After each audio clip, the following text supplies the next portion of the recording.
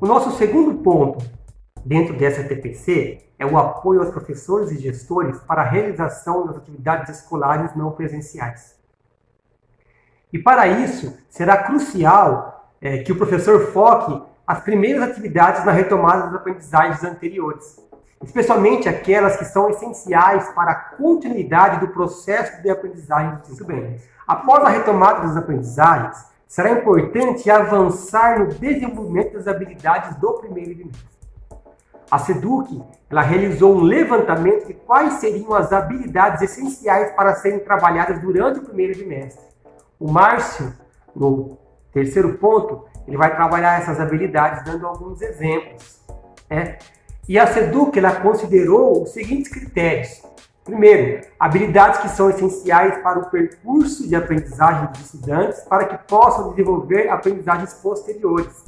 Segundo, habilidades que alunos podem desenvolver a partir de atividades não presenciais com maior autonomia. Terceiro, o tempo disponível para o desenvolvimento das atividades, considerando o número de aulas de cada componente curricular. Quarto, as habilidades presentes nos materiais de apoio. Vale a pena ressaltar que as escolas e os professores têm autonomia para prosseguir de acordo com o conhecimento de seus alunos, adequando a realidade de cada contexto, modalidade, a proposta pedagógica da escola. Para o desenvolvimento dessas habilidades, os professores, com o apoio da equipe gestora, lembra que eu falei? Alinhar com a equipe gestora? Então vocês têm que buscar esse apoio. Eles devem planejar roteiros de atividades que comporão uma programação semanal, proporcional ao número de aulas oferecidas pela matriz curricular para cada ano, série, termo, no caso a EJA, e componente curricular. O registro de presença nas aulas continuará ocorrendo enquanto as escolas estiverem sem atividade presencial e será realizado pelo professor a partir da participação nos grupos de discussão virtual, no aplicativo do CMSP ou em outras plataformas que a escola utilizar, e da realização de atividades e trabalhos em papel solicitados pelo professor. Então a escola tem essa autonomia. E o professor também tem essa autonomia, mas é uma autonomia alinhada com aquilo que a escola determinou, ok? Porque a escola ela age com aquilo que a SEDUC determinou. Então existe um alinhamento vertical aí, que chega lá no estudante. O principal meio de controle da participação dos estudantes se dará por meio das entregas de atividades pelos estudantes. Será essencial por parte dos professores o registro da realização dessas atividades no diário de classe, preferencialmente no formato digital, mas caso não seja possível, no formato físico. Muito bem, vamos seguir. Vamos falar um pouquinho de avaliação escolar agora. É importante que os professores utilizem diferentes instrumentos de avaliação para acompanhar o processo de aprendizagem e incentivar o comprometimento com os estudos por parte dos alunos. Vou dar alguns exemplos. A realização dos roteiros de atividades, projetos de pesquisa, AAP, instrumentos de forma discursiva, observação da participação e engajamento, autoavaliação. Nós temos bastante exemplos de atividades e eu vou disponibilizar agora para vocês um link que pode ser acessado para buscar o apoio, tá bom? Continuando com a avaliação escolar, dada a natureza das atividades não presenciais, será importante considerar na contabilização das notas do estudante a entrega das atividades realizadas, seja por meios digitais, quando possível, ou físicos, bem como o envolvimento, o engajamento e a autonomia do estudante na realização das atividades propostas. Considerando as dificuldades logísticas de realização de provas escritas, uma alternativa que pode ser utilizada, dependendo dos recursos disponíveis pelas escolas e estudantes, é a verificação da aprendizagem virtualmente de forma oral. Eu gostaria de frisar aqui uma orientação de que nenhum estudante deve ser prejudicado em sua avaliação por não ter acesso a computador, internet ou outros recursos. Mas, professor, você não está sozinho nesse processo, ok? Busque apoio da sua escola, busque apoio da sua equipe gestora, busque apoio dos pares, busque apoio da diretoria de ensino, dos PCNPs, ok? Dos PCs, porque você não está sozinho. O que for possível, nós vamos fazer para te ajudar, para que juntos consigamos vencer esse desafio. Dentro das atribuições dos profissionais durante esse período emergencial que estamos vivendo, devemos considerar o contexto de restrições às atividades presenciais nas escolas, para prevenir a disseminação do coronavírus. As atribuições dos diferentes profissionais, elas precisam ser adaptadas temporariamente. Nós contamos com sua compreensão. Para adequar essas atribuições durante o período emergencial, a SEDUC publicará, posteriormente, resoluções especificando os papéis dos profissionais da rede. E essas resoluções, elas chegarão ao seu diretor. E o seu diretor tem a responsabilidade de encaminhar e orientar o seu trabalho dentro desse processo. Eu gostaria de aproveitar esse momento para socializar com vocês duas atividades de dois professores diferentes para apoiar o trabalho de vocês nesse período de aulas não presenciais.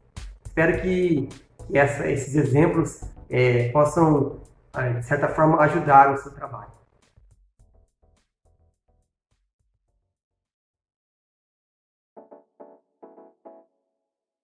Olá pessoal, tudo bem? Meu nome é Cibele, eu sou professora de filosofia e dou aula na Escola Irene e na Escola Atílio Destro. Foi pedido que eu falasse um pouquinho para vocês sobre como está sendo a minha experiência aí dando aula na quarentena. E eu vou dar um exemplo aí de duas atividades que eu passei para os alunos, uma do primeiro ano e uma do terceiro. A do primeiro ano, eu tinha que trabalhar com eles o tema racionalismo e empirismo. Eu não acredito, isso quando já a gente estava dando aula lá na escola, eu não acredito em passar um trabalho, por exemplo, o que é racionalismo e o que é empirismo, né? Então eu sempre procuro fazer algo que os alunos tenham sim que saber o que é, fazer essa pesquisa, mas que tenham que fazer uma outra coisa com essa pesquisa, né? Porque senão vira aquele copia e cola da internet. Então, estando em quarentena, o que eu pensei? Eu passei já alguns textos para os alunos, explicando o que era racionalismo e o que era empirismo.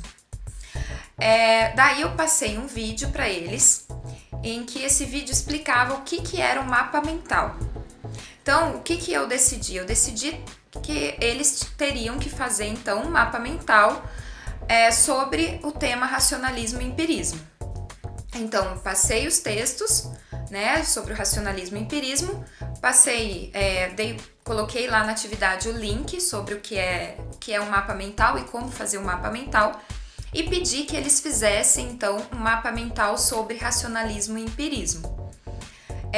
Disse para eles que eles podiam fazer no caderno ou em algum programa que eles encontrassem na internet. Alguns fizeram no caderno e tiraram foto, e alguns fizeram em programas da internet e me mandaram.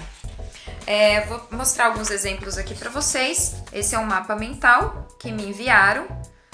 Tem alguns que estão coloridos, mas aqui a minha impressora não imprime colorido, então tá preto e branco. Esse aqui tava bem bonito, todo coloridinho. Então eles tiveram que fazer esse mapa mental.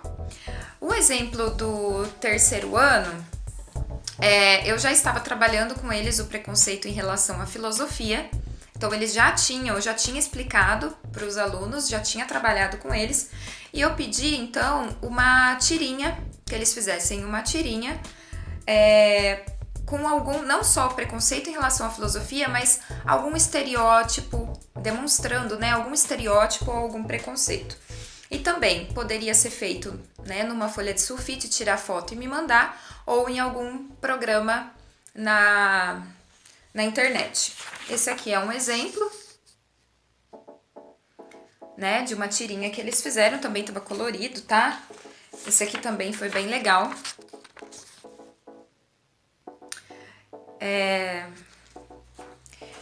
E aí depois também, para essa próxima semana, eu decidi já fazer algumas interações, né, no Google Formulários. A gente está pensando, né, da escola, a gente está tendo várias ideias e pensando em outras situações, mas, por exemplo, sobre a filosofia da linguagem, o homem como ser de linguagem, né, aqui eu imprimi do meu computador, uma interação simples para eles fazerem, algo que a gente faria na sala de aula, né, para uma questão para eles começarem a pensar sobre o tema, eu resolvi fazer no Google Formulários. Então a pergunta, né, eu passei a poesia O Único Animal, do Luiz Fernando Veríssimo, então coloquei para eles, né, essa poesia e pedi que eles formulassem uma frase, né, que continuassem uma frase que tem ao longo da poesia, que é: o homem é o único que... E aí eles teriam que continuar essa frase.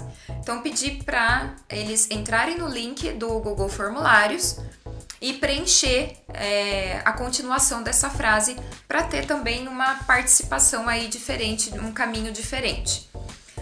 Eu acho que tá todo mundo nesse momento tentando repensar em formas do que fazer. Eu fiz uma live com os alunos pelo Facebook há um tempo atrás, foi bem interessante, porque foi bem legal porque ex-alunos também da escola participaram.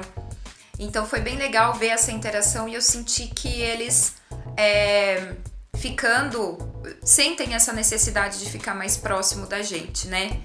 Então é algo que eu ainda tô repensando o que eu vou fazer, né, para fazer com que essa aula tenha alguma interação com eles, que eu acho que eles sentem falta também. Bom, é isso, a minha contribuição aí para as aulas de filosofia. Eu acho que, né, a gente ainda vai descobrir várias formas de trabalhar. Eu acho que a gente está descobrindo. Então, por exemplo, nessas atividades, os alunos foram me falando: tem esse programa tal, tem esse que dá para fazer. Então, eles mesmos vão dando algumas ideias aí do que a gente pode fazer. Espero ter ajudado. Tchau!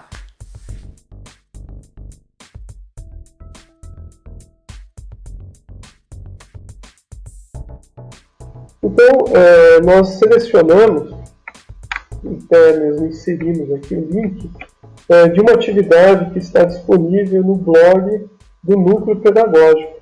Lá tem uma série de sequências didáticas, links, sites que podem ser consultados por professores de todas as áreas para auxiliar no desenvolvimento de atividades durante esse período de isolamento social. Eu vou abrir aqui uma atividade de geografia para a gente observar e fazer uma análise crítica dela.